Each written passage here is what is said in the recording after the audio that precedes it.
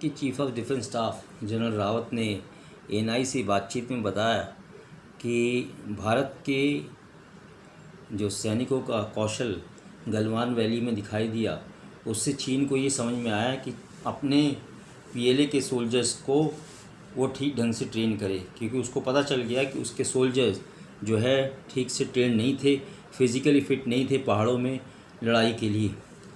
तो chief of defence staff ने बातचीत करते हुए बताया कि लद्दाख और एलएसी पे हमारी चौकसी जारी है, हम लोग पूरी तैयारी से हैं, हमने डिप्लॉयमेंट ठीक से की हुई है। और ये भी कहा उन्होंने कि चीन को अब समझ में आ गया कि भारत से अब कोई भी दुस्साहस भारत के साथ करेगा तो उसको मुँह की खानी पड़ेगी। लेकिन इसके सब के बावजूद भी उसने कहा है कि हम अपने सोल्जर्स को बराबर ट्रेनिंग दे रहे हैं, उनको दोनों युद्ध क्षेत्रों के लिए, पूर्व और पश्चिम दोनों के लिए तैयार कर रखे हुए हैं और दोनों को हमने ढंग से डिप्लॉय किया हुआ है। तरीके के हमने हथियार और वेपन, मतलब हम कहते हैं उसको बैलेंस इन कंपोजिशन और डिस्पोजिशन, इस हिसाब से उनको भेजा हुआ है। अभी सुनने में आया है कि जो चीन के सैनिक हैं वो ऐसे ही सिविल स्ट्रीट से उठा के भर्ती कर लिए जाते हैं, उनको कम्युनिस्ट पार्टी में मेंबर बनाया जाता है, फिर उनको पीएलए का सोल्जर बना दिया जाता है। और वो शॉर्ट ड्यूरेशन के लिए या शॉर्ट सर्विस टाइप के सोल्जर्स होते हैं जो 2 4 5 साल के लिए भर्ती किए जाते हैं, फिर उनको दूसरे कामों में लगा दिया जाता है लड़ाई के बाद। अगर मारे जाते हैं तो अलग बात है, अदरवाइज़ उनको निकाल के दूसरी सर्विसों में सिविल स्ट्रीट में वापस भेज दिया जाता है। तो इस तरह के सोल्जर हैं, ये पार्ट टाइम सोल्जर हैं। तो पार्ट टाइम सोल्जर का आप समझ सकते हो उसका इंटीग्रिटी, लॉयल्टी जो है उनकी सेना के साथ कितनी होगी।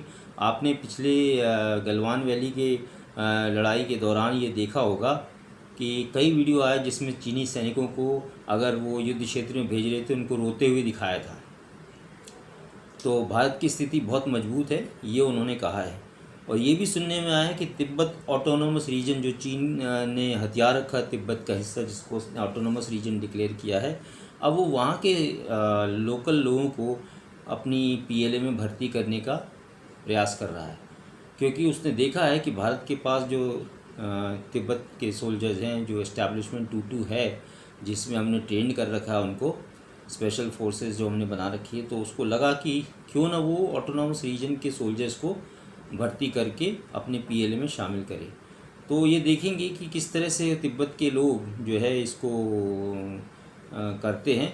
हालांकि तिब्बत के लोग कभी नहीं चाहेंगे कि चीन के लिए वो लड़े या मरे, लेकिन फिर भी चीन के हो सकता है पीएलए के दबाव में भर्ती करी जाएं और फिर उनको मोर्चे पे भेज दिया जाए। तो ये अभी देखना बाकी होगा।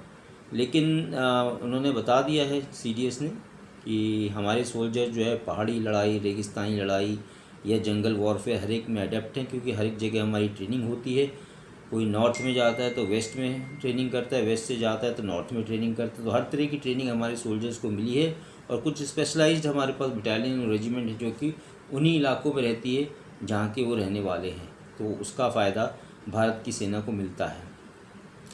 तो उन्होंने ये भी बताया है सीडीएस ने कि दोनों एरियाज़ हमारे लिए वेस्ट और ईस्ट दोनों इम्पॉर्टेंट हैं, और दोनों जगह डिप्लॉयमेंट में हम कभी कमी नहीं कर सकते, या हम अपना गार्ड जो है डाउन नहीं कर सकते, और बिल्कुल भी हम उसको लीवे नहीं दे सकते, क्योंकि दोनों हमारे सघन दुश्मन हैं। तो उन्होंने ये कहा है कि एडिशनल ट्रुप्स हमने तैयार करे हैं, उनको हमने इंडक्ट किया है, और आगे भी हमने तैयारी रखी है कि अगर कोई भी मिस एडवेंचर चीन करता है या कोई दुस्साहस करता है तो हमारी सेना उसको मुंह तोड़ जवाब देगी। जहाँ तक मिलिट्री कमांडर्स की बात है, जो डिसएंगेजमेंट की बात है, उन्होंने इसके बारे में कहा कि एक प्रपोज़ल कुछ सुनने में आया है कि मेजर रैंक के अधिकारी लेवल पर बातचीत होनी चाहिए, लेकिन इसका कोई कॉन्क्रीट जो है अभी तक ऑफ़र नहीं आया है सरकार की तरफ से। तो देखा जाएगा कि आगे बात उसके अंदर कैसी रहती है। अब ये बात कहने की सीडीएस को ज़रूरत पड़ी, क्योंकि उन्होंने कुछ इलाकों का दौरा किया, और जो आर्मी कमांडर्स कॉन्फ्रेंस हुई थी पिछले हफ्तों, उसमें भी उन्होंने जो है भाग लिया। तो उनको पता है कि क्या इस समय जो है दोनों देशों की सेनाएं जो हमारे दुश्मन हैं वो क्या कर रहे हैं और हमारी क्या तैयारी है। आगे भी इसी तरह की इन्फॉर्मेशन मैं आपको देता रहूँगा। आप मेरे चैनल को लाइक करें, सब्सक्राइब करें, और हर तरह नए वीडियो के लिए आप सब्सक्राइब करेंगे तो आपको मिलते रहेंगे। जो भी लेटेस्ट स्ट्रेटेजी है, वर्ल्ड वाइड मिलिट्री स्ट्रेटेजी है, उसको मैं डिस्कस करता हूँ और मैं आपके सामने नए वीडियो लाता रहूँगा। Thank you.